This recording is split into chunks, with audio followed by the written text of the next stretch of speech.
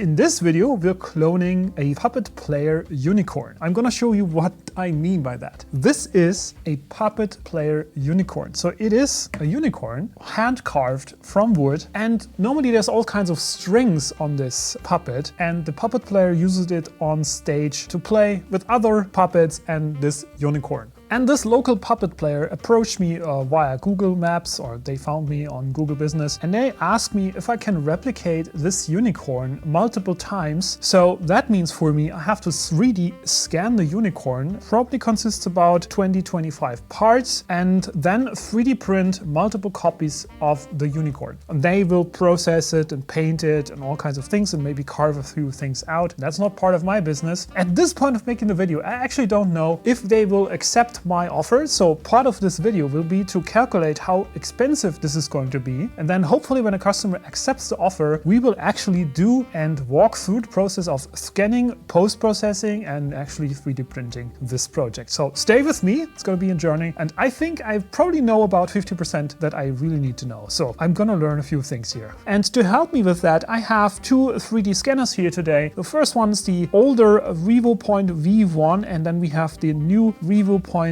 POP 2. By the way, this video is not sponsored by Revopoint, but I will use these two different 3D scanner models to figure out which one is the right one for the job. Optionally, we can also bring in cameras to do photogrammetry if we figure that 3D scanning with these kind of devices doesn't work as expected. So to figure if I'm on the right path and if my approach and process works, I take one of the limb elements here, one of the leg parts, and I have put these little markers on this part. So the scanner software can more easily detect the orientation of the parts, and we are going to scan this part first and then also run it through the whole process until it's 3D printed to see how long this takes and how much effort it's going to be. The end-to-end process of scanning and post-processing and 3D printing a sample part like this limb starts with putting it on the turntable. The turntable and the object is going to rotate all the time, and the scanner is going to pick up that image, but they are not connected. So you have to figure out at which point you want to start the scanning process. This time we're going to go for the Revopoint 2 because that scanner is supposed to work better with smaller objects. We might try out the older Revopoint version 1 with the bigger parts and see if that makes any kind of difference. This is connected via USB cable to my PC, and we're gonna start the process there.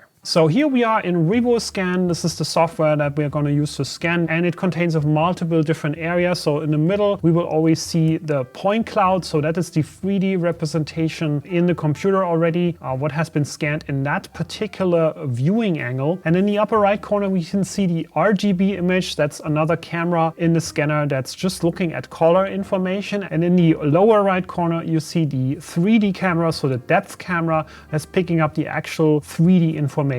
So the first thing that we need to do to start scanning, we need to place the camera in the best possible position towards this object. And the first problem here that we see, we have some reflections here on the turntable. That's coming from the light source that's currently behind the scanner. So what we want to do here is we want to move the camera to the side so the reflections go away. So first thing here that you need to do is checking light sources in the room. Ideally, you're not using sunlight, but controlled light sources like we have it in the studio here. Darken your room and then use artificial light for the sake of consistency and control over the lighting situation. And then the next thing to check is the distance. So we are currently seeing that in the software, in this bar here at the top, we see that we are too far away. So we have to move closer until it says excellent. And that's here. And then we also want to move it bit further, so we're getting rid of the light reflections. And the last thing to check, especially if you're running this on a turntable, is that all the time in all of the angles of the turntable where the camera is looking at, that the object is always visible in the RGB camera and also in the depth camera, so it's not going to clip. So if that happens, for example, like this, you might see parts of the object, but it's also clipped. You want to orient the camera so it's always visible and ideally in the middle. Last thing to do here now, since we are in a perfect distance and also the angle seems to work fine, we're checking the exposure of the depth camera, and that's here in the lower right corner. We want to check for red areas or blue areas. And red areas mean we have too much light, it's too bright, or there might be reflections. In this case, it's probably reflections because that part is pretty shiny and polished. And the blue areas might be areas where it's too dark, so we haven't enough light there. That might be solved by increasing the exposure, but in this case, this is not a good idea because it's going to add even more red areas, so it's overexposed quite a lot. I would say if we have a lot of blue areas, we actually need to look at our light sources and maybe add another light source from a different angle, or turn up one of the light sources in an area that's coming from a direction where you see these blue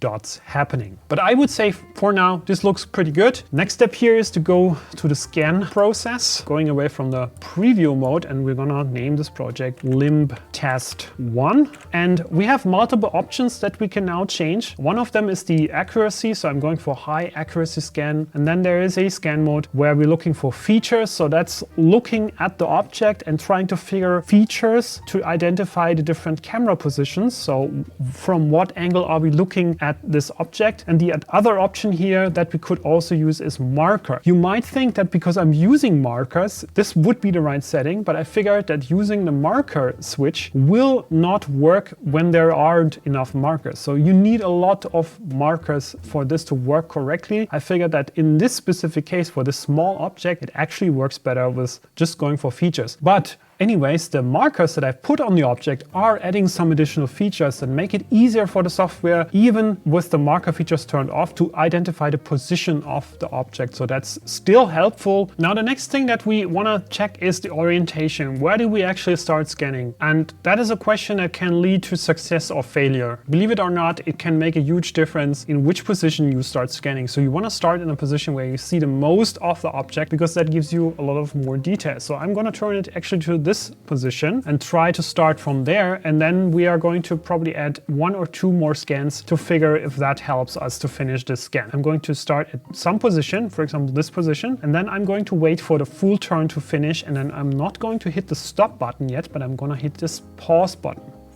So you see the green area is showing you where it's filling in new dots, where it's filling in the gaps, and the blue points are where the scanner already has finished scanning, where it's not adding more detail, and we're running one full circle, and that's where I'm gonna stop it. So from this side, this looks rather good already. What we wanna do, of course, we wanna add in the missing parts from this angle. So how to do that? Of course, I'm just gonna turn this object on a turntable to one side, ideally to a side where I have more of these featured dots. What you don't want to do, add stickers in the process. So if you add stickers to this in the process, you probably want to restart the whole thing, because then you're adding more features that haven't been in the first scan, and that's going to confuse the software. So now I'm going to continue scanning from this different point of view and hoping that the scanner software picks up this new orientation. That's the hardest part, actually, to detect the right position and to add in these missing points and not to confuse the orientation. And that can happen. And I think we're actually currently seeing this problem happening, if I'm not wrong. And if that happens, you want to stop the scan and first of all check if the assumption is correct, and it's actually looking at this part from the wrong direction. So it didn't find the right orientation. What we can do now, we can just remove the currently added scan elements by going back with this back button here until we're back to the original first scan result, and that's this one here. And then we can try to fix this problem by just going to another orientation, just turning the object maybe to the different side here or to the back, which is not entirely possible with this thing, but maybe this position will be better. So maybe turning up the brightness here a tiny bit might help. I think we're actually now in a better position, hopefully getting this whole object scan from each side. So I'm gonna stop as soon as it's making the full turn right now. I would say this looks pretty good. Want to look at the time. This took me around about 20 minutes. My assumption is that I can improve my process, again, get a little bit faster, but let's say that a conservative approach would take me 20 minutes or something to do this. And then we might also have to add some post-processing for cleaning up the parts. So to finalize the scan, we hit the stop button and we say, fuse the point cloud complete. So it's calculating the final point cloud. There's still a few little holes, but that doesn't really matter. It's not so bad. We can fill those holes later in the additional software that comes with the scanner. So the next step to do here is to export this object into a file. We do this with the export button, and we are going to call it limtest1pli. That's a point cloud. I'm going to save it. Then we're going into the second program by Revopoint, which is called Revo Studio. So I'm going to import my model file here. Here you see this is the point cloud.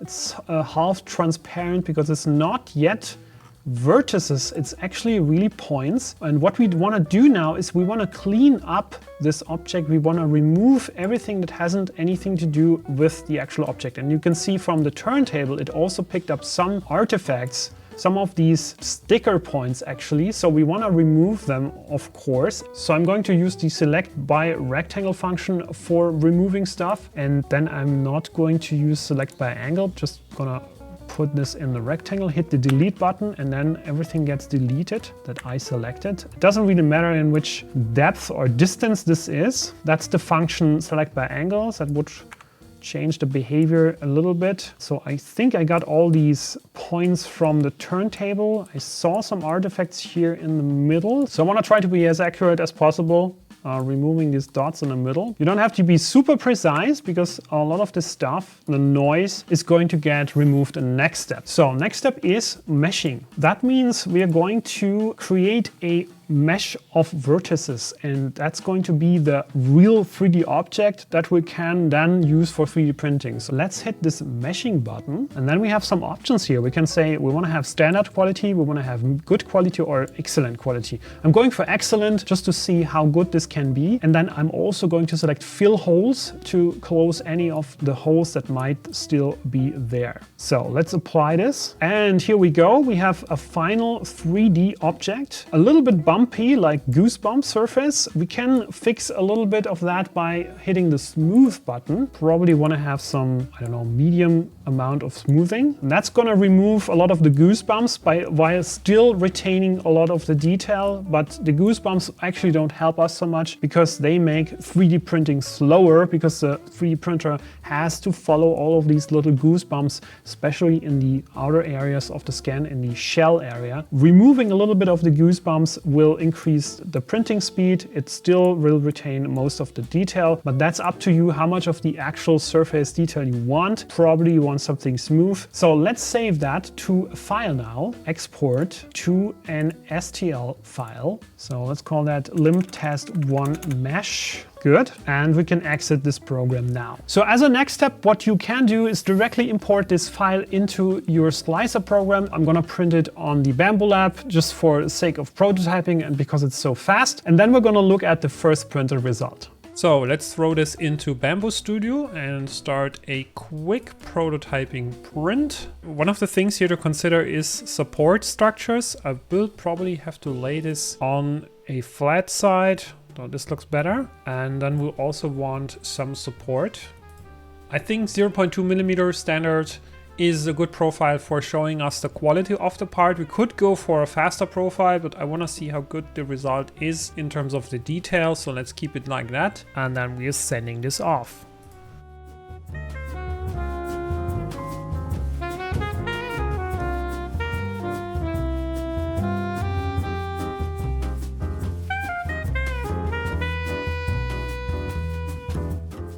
So the first iteration of this project is printed. Let's take it off the build plate and let's see how this looks in the studio. This is the 3D printed version of that limp part, and this is the original. They look pretty much identical. 3D scanning is not only about making a replica that looks identical. In this case, it's very important to have the same size, because in the end, we want to fit these pieces together. There's going to be multiple parts. From what I see for now and what I also measured, they are pretty much identical in each dimension. So this is one of the feet of the unicorn. So let's see if that fits in here. And that looks pretty good actually. Of course, it's missing the hole to put the little nail through that holds it in place, but from here, that looks pretty good. From that perspective, I was successful to print the first part. It took about 20 minutes plus the post-processing, plus the printing time. I'm getting a little bit faster now. I have more experience, so I probably can keep it in the 20-minute time window for all of the parts. So let me show you how I do the calculation for the scanning. I'm taking the scanning time for one piece. I take the number of pieces, so this will be roughly 20,